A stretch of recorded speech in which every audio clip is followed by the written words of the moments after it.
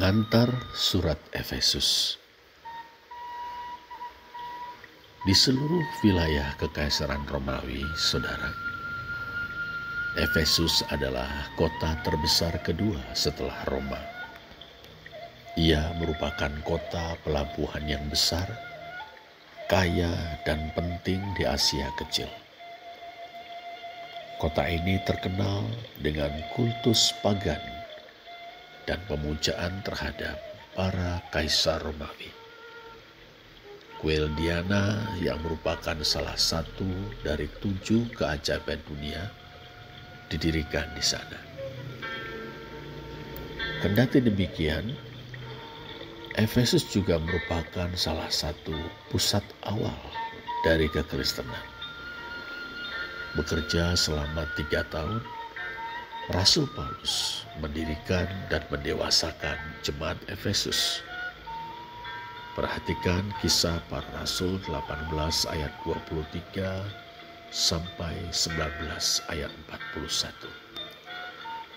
Hal itu berlangsung dalam kurun waktu 52 sampai 55 Masehi. Kelak, jemaat Efesus digembalakan oleh seorang muda bernama Timotius. Ia adalah anak rohani, murid dan rekan sekerja Rasul Paulus. Sang Rasul menulis 2 pucuk surat kepada Timotius. Kita mewarisi kedua surat itu dalam Perjanjian Baru, yakni surat 1 Timotius dan surat 2 Timotius. Menurut tradisi, Rasul Yohanes tinggal di sana sebelum dan sesudah pembuangannya ke Pulau Patmos. Kita tahu bahwa jemaat Efesus adalah salah satu jemaat yang mendapat pesan Kristus dalam kitab Wahyu.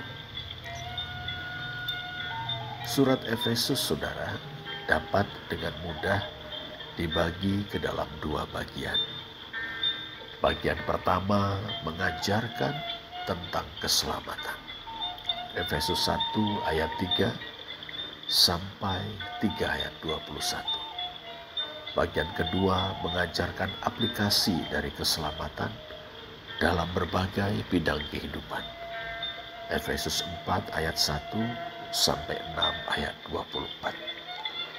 Dalam bagian pertama, Rasul Paulus membentangkan misteri keselamatan yang dimulai dengan pemilihan kasih karunia dan diakhiri dengan doksologia atau puji-pujian kepada Allah. Sebuah salam damai mengawali surat ini. Kasih karunia dan damai sejahtera dari Allah Bapa kita dan dari Tuhan Yesus Kristus menyertai kamu. Efesus 1 ayat 2. Dalam banyak budaya, orang saling menyapa dengan istilah shalom, salam, yang artinya damai atau damai sejahtera. Namun, damai sejahtera dalam Efesus 1 ayat 2 sama sekali berbeda. Salam terhubung dengan sumber penghiburan. Anugerah dan damai sejahtera berasal dari Allah Bapa dan Tuhan Yesus Kristus. Dasar bagi umat beriman di Efesus untuk mendapat salam anugerah dan damai sejahtera adalah karya Bapa dalam anaknya. Sementara kita membaca surat Efesus, kita akan dibimbing untuk memahami karya tersebut. Bukan kebetulan bila ayat ini merangkum keseluruhan surat Efesus.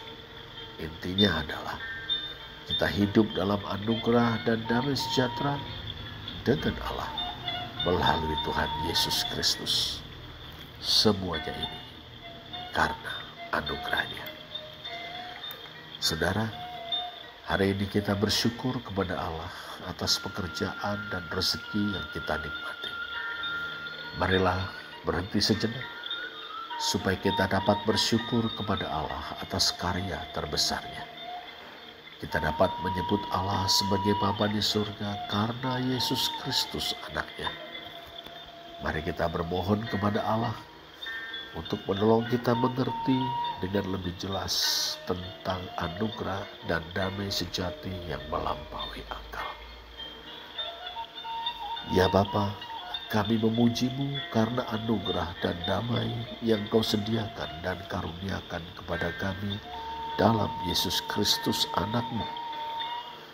Kami mohon kiranya Engkau berkenan menumbuhkan kasih kami kepadamu saat kami merenungkan karya-Mu yang begitu mulia bagi kami. Demi Yesus Kristus Tuhan kami. Amin.